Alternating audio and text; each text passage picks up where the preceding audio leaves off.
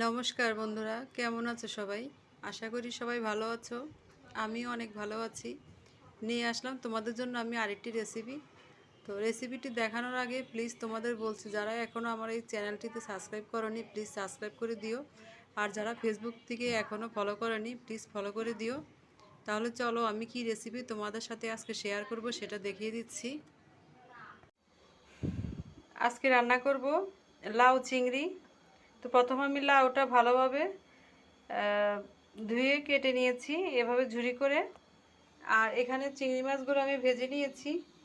প্যানে তেল দিয়ে দিয়েছি, দিয়ে দেব একটা তেজপাতা, গোটা জিরে, একটু ভেজে নেব।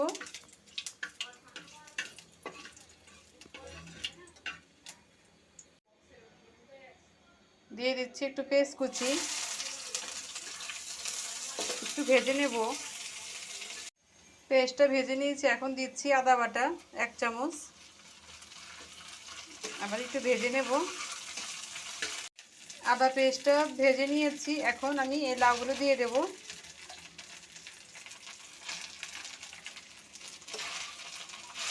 একটু নেড়ে নেব।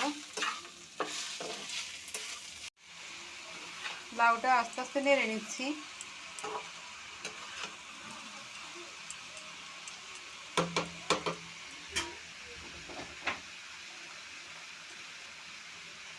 দিয়ে দিচ্ছি লবণ,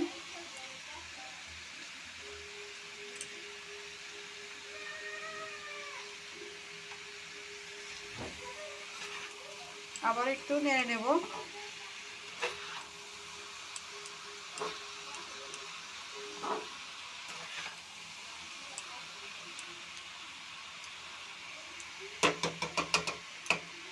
এখন একটু ঢেকে দেব, একটু ঢেকে দিচ্ছি। ঢাকনিটা উঠিয়ে নিচ্ছি।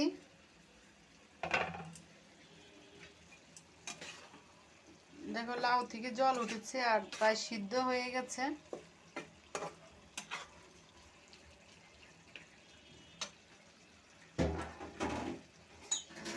দিয়ে দিচ্ছি হলুদের গুঁড়ো,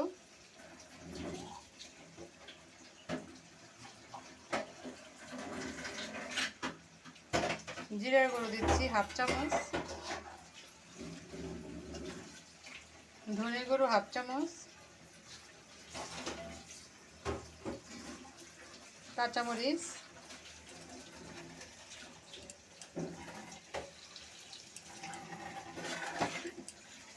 ভালো করে মিশিয়ে নেড়ে নেব।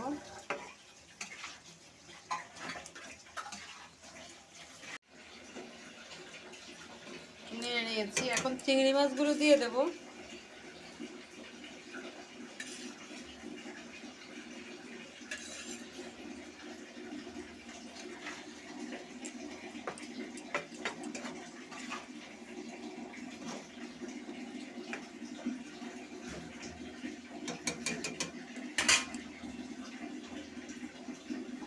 আর একটু ঢেকে দেব।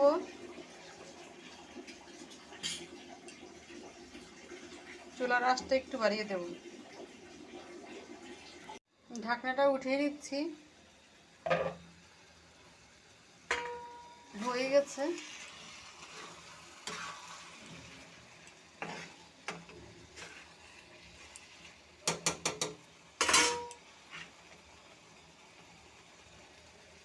ধনেপাতা দিয়ে দিচ্ছি।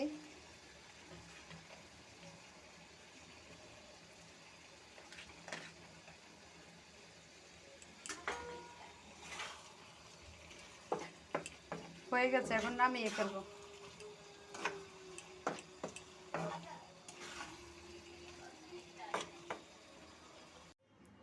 হয়ে গেছে, নামিয়ে ফেলেছি। দেখতে অনেক সুন্দর হয়েছে। রেসিপিটি দেখে ভালো লাগলে প্লিজ লাইক কমেন্ট সাবস্ক্রাইব করো। আর যারা ফেসবুক থেকে দেখবে তারা লাইক কমেন্ট আর ফলো করে দিও। তোমরা সাপোর্ট করলে আমারও একটু একটু ভালো লাগে আর একটু উৎসাহ জাগে যে নতুন নতুন রেসিপি তোমাদের দেখাবো। সবাই ভালো থাকো, সুস্থ থাকো। সামনে আরেকটি রেসিপি নিয়ে আসবো।